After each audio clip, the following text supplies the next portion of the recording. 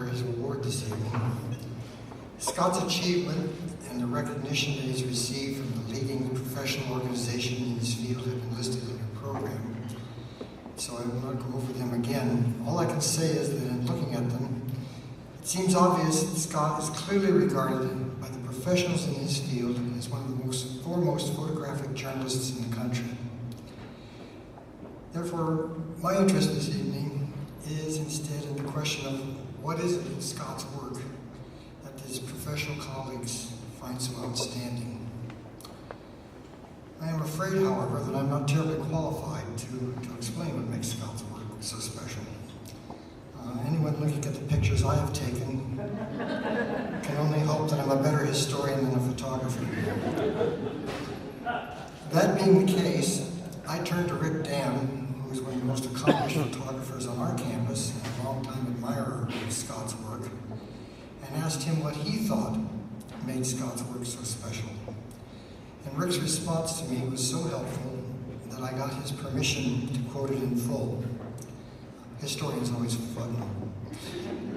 What Rick said was, going beyond the technical aspects, lighting, focus, composition, all of which Scott does exceptionally well, what I find special about Scott's work is how he not only captures fleeting moments, but the emotions which correspond to those moments. I think he has a real flair for personalizing his images and accentuating the very human qualities of his subjects. I believe a great photo needs no caption to explain what is happening. I think that the majority of Scott's photos need no captions. His best images place the viewer into the moment and experience, both physically and emotionally. What I really liked about Rick's analysis was that he spoke of two things: Scott's craftsmanship and his capacity to accentuate the human qualities of his subjects.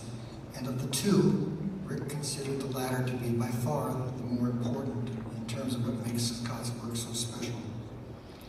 So, I would like to try to say a few words about that.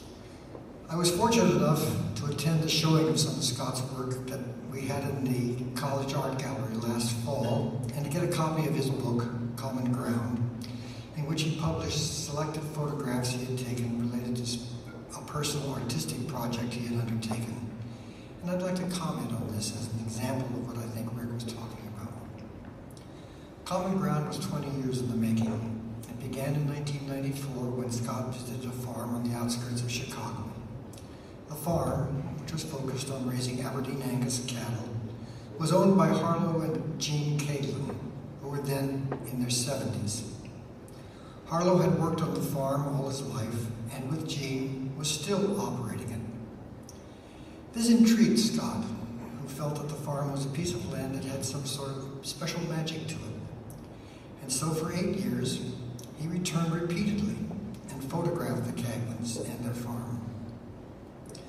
But farm work is strenuous and was becoming more than the aging Caglins could handle. And they had no children. So it came to the point where the farm had to be sold. And it was.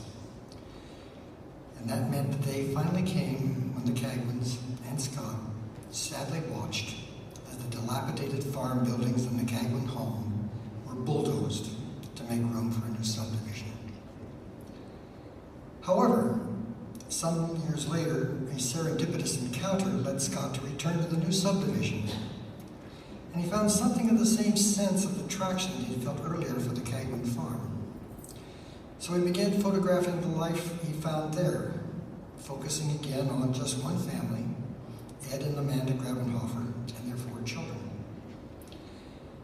In these circumstances, it would have been both highly tempting and extremely easy for Scott to use these 2 sets of pictures to make an emotional statement about the loss of something that had been enduring, something meaningful, respective, and authentic, and its replacement by the transient artificiality of a cookie-cutter subdivision. But he didn't. And he didn't because he saw that the houses that had been built on the Caglins' farmland had in fact become real homes. They were part of an authentic community, by real people and real families who, like the Cagwins, experienced happiness and love, as well as disappointments and setbacks.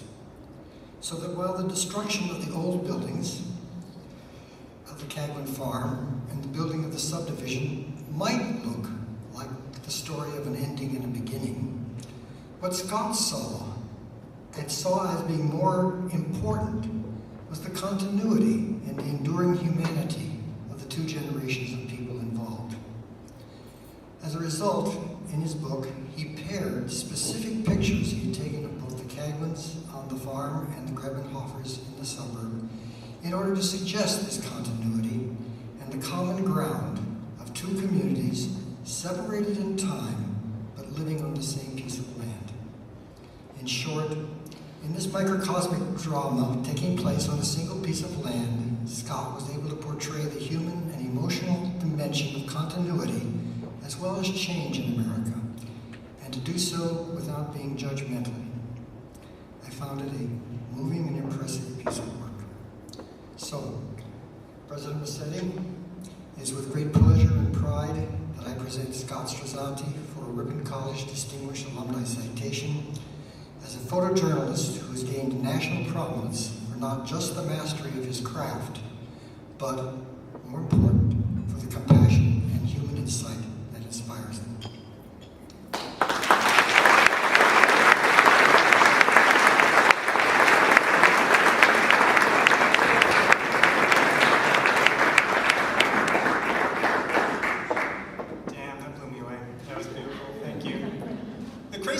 I was an art and business major here, and I guess I'm a history major, really. You know, that's what I do. I'm a historian. And thank you, Doc Woolley. I don't know if you guys know, he was the advisor for the late, great Beta Sigma Pi fraternity, and I think that qualifies him for sainthood, because there were some difficult years in there, and he handled it with grace. I also would like to congratulate the other award winners. I'm very humbled to be with you, and it's also great hearing your stories and hearing about your lives here at Ripon. We've all been touched in different ways by Ripon College, and it's amazing how we've all been touched in different ways, and it's fabulous. I also would like to congratulate President Massetti on his fabulous sock choice. Those are amazing.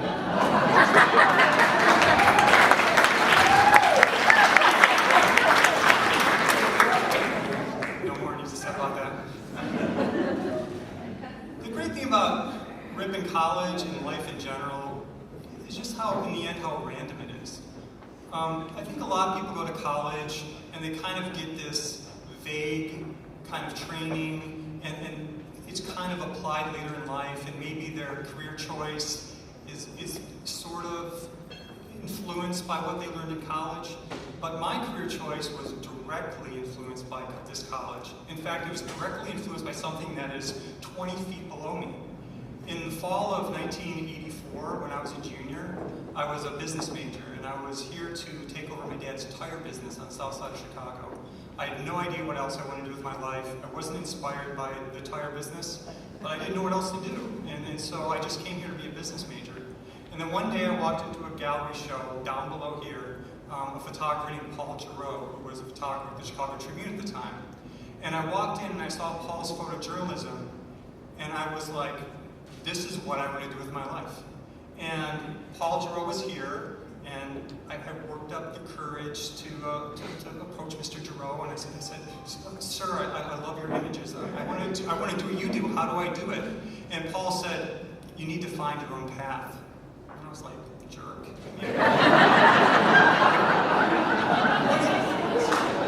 What do you mean I gotta find my own path? Is there like a secret recipe? Is there like a shortcut you can give me? You know, come on, I went to Ripon, you went to Ripon, come on, tell me how to do it. And he said, no, you know, it's like, you just go out and take photographs and you'll be fine. And it was the greatest advice I ever had, because I became an art major here, and I was taught under the tutelage of the great late Olympia Ogilvy and Evelyn Kane, and I learned how to see the world, and I learned to be inspired by artists. And so it was great advice to be able to kind of become a photographer, not by copying other people's work, but just by trusting what is inside of me. And so that is what is so wonderful about Ripon, is that it's a blank slate. It's a canvas that you get to paint on. You know, it's like no one student's experience is like another student's experience. And we all reach successful ends, but all in different paths.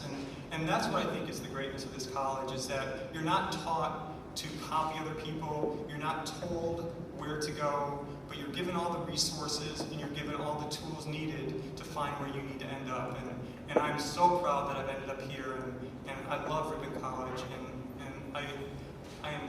I'm so blessed that I found it. I followed my sister here. That's the only reason I came here, is because my sister was a student here. And if it wasn't for her, I wouldn't have come here, so thank you, Kathy. But in general, this place is great. It'll always be great, and I'm so proud to have my name attached to it.